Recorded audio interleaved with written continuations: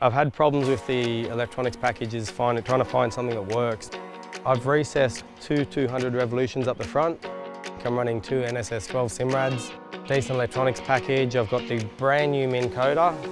I won't go anything else now.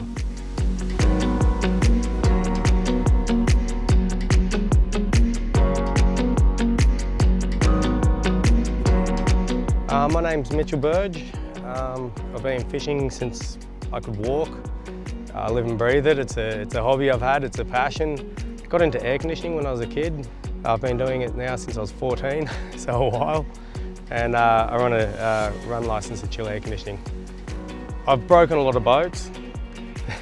That's kind of a known thing. I fish hard, I fish a lot, I push them to their limits. That's my CootaCraft Bad Boy. Absolutely love it.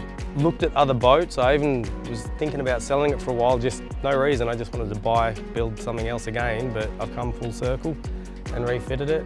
I think it's 6.4 metres. I've got a 400 R Merc on the back. It's a good motor. 450, 500 litre fuel tank. I'm running two NSS 12 Simrads. Decent electronics package. I've got the brand new Minn Coda, the one that doesn't catch on fire on the front. I've only had it a couple of months, but it's been very good. It's been a good setup. There's not really much more I can fit out to this boat. I chase whiting on the flat still, not out of this, but I chase whiting, I chase jewfish out of here. But mostly these days, I love my kingfish. Love them. Kingfish and snapper fishing for the last 5 years has been my main focus. I've had problems with the electronics packages, trying to find something that works. The problem I had with the AGMs were they were heavy. So an AGM, without going too technical with it, you can only draw them so low, you can only charge them so much, and they take the charge really slow. So I had three 125 amp hours, which I wired up to give me 36 volts. Tub was huge. I couldn't recess them, it was too much weight in the boat, and it was just too hard to charge them. I'd be driving the alternator on the boat, even hitting them with as much current as I could, just didn't charge them well enough. I don't know if it's my inexperience, because lithium batteries, electric motors, it's kind of a new thing people are learning, I'm learning. There's no real guideline that tells you how to measure a battery that it's 100 or it's 125 amp hours. There's quite a few no-names out there. You don't want to get caught in though taking a cheap lithium.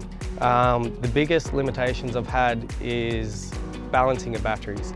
When you've got a 36 volt Minn Coda and it's not like it's a smooth thing, you're out at sea, it's drawing a lot of current, it's dropping, it's a big surge on the motor. I have a big problem with battery balancing and not getting the capacity out and getting charge in. At one point we even built our own. We couldn't find a system that could do what we wanted, and I just couldn't find a 36 volt battery. The only 36 volt batteries of quality I could find were 100 amps. That thing, the Minn Coda draws I think a maximum of 50 amps. Not that it'll be at full noise, but that's 2 hours use, that's not going to cut it. And if you put two together, you only get 200 amp hours and you void warranty. What I've done here is I first put in Life Pro 4s. I think I had 12 of them, about 3.8 volts, trying to get a 36 volt system to run the front. Didn't matter how I did it. I tried many different brands. I couldn't get battery balancing right. Balancing the batteries, even if I had 200, 300, 400 amp hours of batteries and I tried different systems, I was often only getting 60, 70% capacity, which was a bit of a problem, especially when you're out at sea. The BMS, the battery management system, one cell would drop a little low and the whole thing shuts down. And my biggest limitation was getting charge into the batteries. Even if you've got 400 amps, it's useless if you can't get the charge back in. And out at sea, I'm relying on the alternator from the motor charging. I don't like the 36 volt options because you can only really get 100 amp batteries. So you really got a lack of options in the market if you've got a 36 volt. But 12 volts, you've got lots of different options. So looking at 12 volts, but a lot of those batteries, if you actually read the fine print, they won't pair them up. So you can't put 100 and 100 to get 200 amp hours. You can't put a 150 and a 150. Revolution, I found they do warranty it. And if you read the customer feedback, and I'm now a testament, these are I think 15 months old, no fault. These lithiums are like a sponge, they just suck the charge in, the current just feeds into them. Spoke to the lovely lady Cheryl, Revolution, And I did some research about pairing up the batteries, and the Revolution seemed to be able to pair up their twin 200s really well. So I spoke to Chris from Green Marine Electrical, absolute gentleman.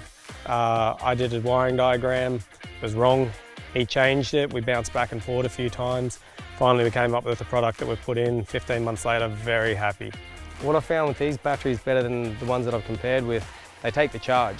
We'll probably spot lock for 2-3 hours today when we're out at sea and we're going to be in deep water, lots of current.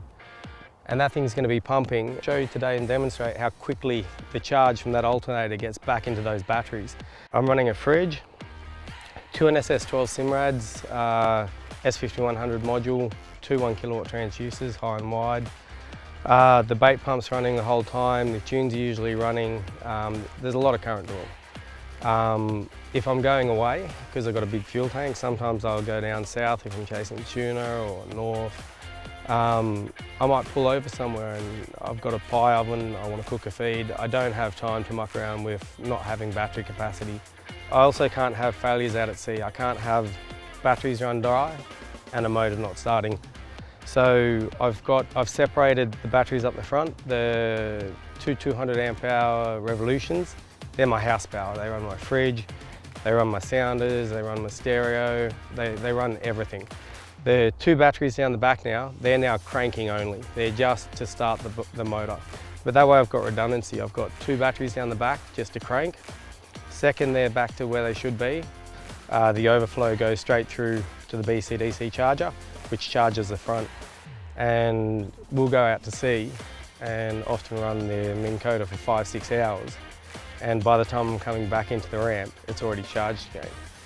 So again, I probably keep going over with the capability to take charge, but after trying so many systems, it's amazing how quickly these things charge up. So now I'm basically self-sufficient. I can run out to sea, I can go out for days at a time, I can even go up and down the coast. I don't need to find 240 volts of power, I don't need to charge them. And I'm still yet to ever have to roll out the solar panel, not once. I won't go anything else now.